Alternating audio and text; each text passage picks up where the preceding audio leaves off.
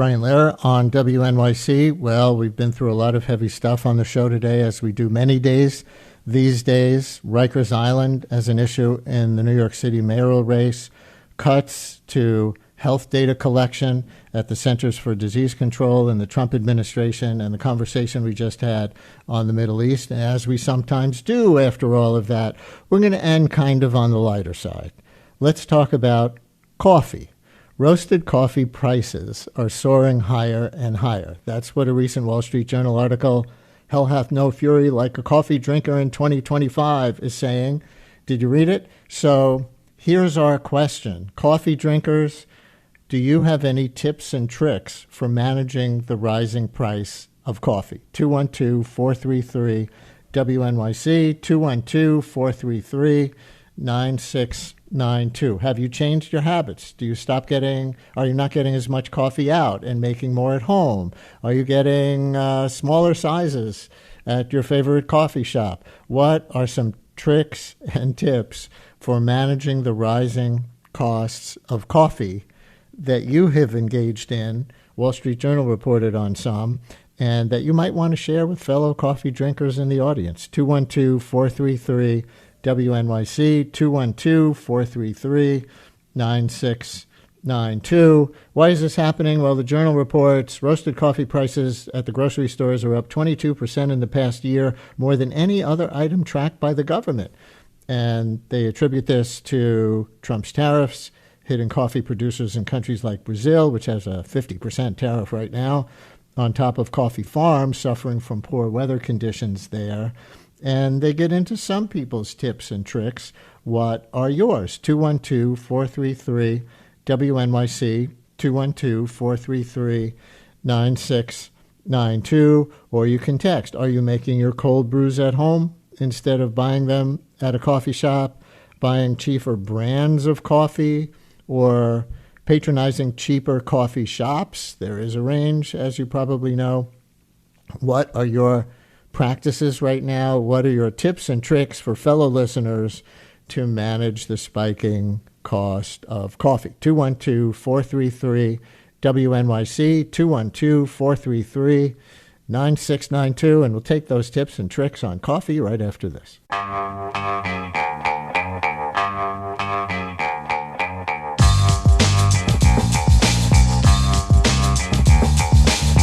Brian Lehrer on WNYC. Now to your tips and tricks for managing the spike in coffee prices. Here's some text first. I don't get coffee out. I buy really good beans, but then cut them with weak grounds to stretch out the supply. Listener writes, I used to throw out the extra coffee from the brew pot after the morning was over. Not anymore. Homemade iced coffee. That goes straight into the fridge. Another one. This is a brand shout out. Get coffee at Trader Joe's. It's consistently good. I love Puerto Rico and will always support them. They have good prices for the quality. Another listener writes, I will try to make coffee at home, but will go to Dunkin' instead of Starbucks because it's cheaper, even though out of my way to work a bit. And those are some of the texts. Let's go to some of the calls. Claire in Port Washington, you're on WNYC. Hi, Claire. Hi, Brian. I've been an ardent coffee drinker since, I guess, the 70s when I dragged my friends onto the Long Island Railroad to go down to Greenwich Village to Cafe Reggio to have their first cappuccino. They thought I was nuts. And since then, I've been a cappuccino drinker. Used to drive to Ralph's every day in Manhasset and get my cappuccino. No more. Sometimes I would have two, and it would be like $15 a day for coffee. Nuts. So agree with some of the texts. Get your beans at Trader Joe's, and they have some really delicious beans. They have a beautiful decaf French organic, and when the pot still has some left, pour it into a glass jar, throw it in the fridge with a little bit of milk or half and half and some cinnamon. And then use it iced. Claire, I'm going to move on to some other callers. Thank you for that. Here's another brand shout out. Maya in Manhattan, you're on WNYC. Hi, Maya. Hi, Brian. I'm just calling to let people know. My friend told me about this a few weeks ago. If you download the Panera app, you can get like a free 2-month membership for it's called like the Sip Club, I think. And then with that, you can get free coffee. I believe it's every 2 hours at any Panera location.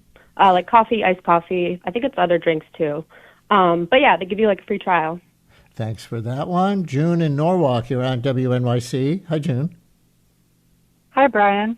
So I'm working on pushing my coffee drinking time back in the morning so that I can make it to work for the free coffee brewed at work instead of brewing at home quite as often. Another little thing is I won't tell your boss, I promise. Oh, good. Thank you. Another little thing, there's usually upcharges for non-dairy milks at coffee shops. I have taken to recently sometimes bringing a little cup of my non-dairy milk from home to pour into just a black coffee at a coffee shop. Thank you very much. Jimbei in Harlem, you're on WNYC. Hi, Jimbei. Hey, Brian, and happy birthday. I know it's around this time at some point. Oh, thanks. And, yeah, last week. Oh, great. My mom and you are close to each other. But, yeah, I have been storing coffee. I am an adamant coffee drinker, but I have been storing the beans like someone has said. And what I do is I use half of what I've done, because what you do is you grind them much finer than you normally do, like the American way. You grind them to the French or Italian, espresso. Then you can use half as much, and it's still got the pack, the impact. Or the decaf, too, I like on off days, have off days. But you grind them, and then what you do is you put it and just make it regularly. And then when you put the milk in or whatever you use, I use oat milk and, that kind of stuff. So, and then that's it. And agave, if you need it. Jimbei, thank you very much, and thanks for the birthday greetings. Let's see. Listener writes, I'm going to sneak in one more text here. We've been buying bottled black cold brew coffee rather than spend $5 to $7 on one cup that is filled with mostly ice. It ends up being less than half the price and often tastes better. So there you go. Maybe some of you help your fellow coffee drinkers with those tips and tricks. And I will note that somebody else wrote, we should go out and protest the rising price of coffee. So listeners, thanks for your calls and texts on that.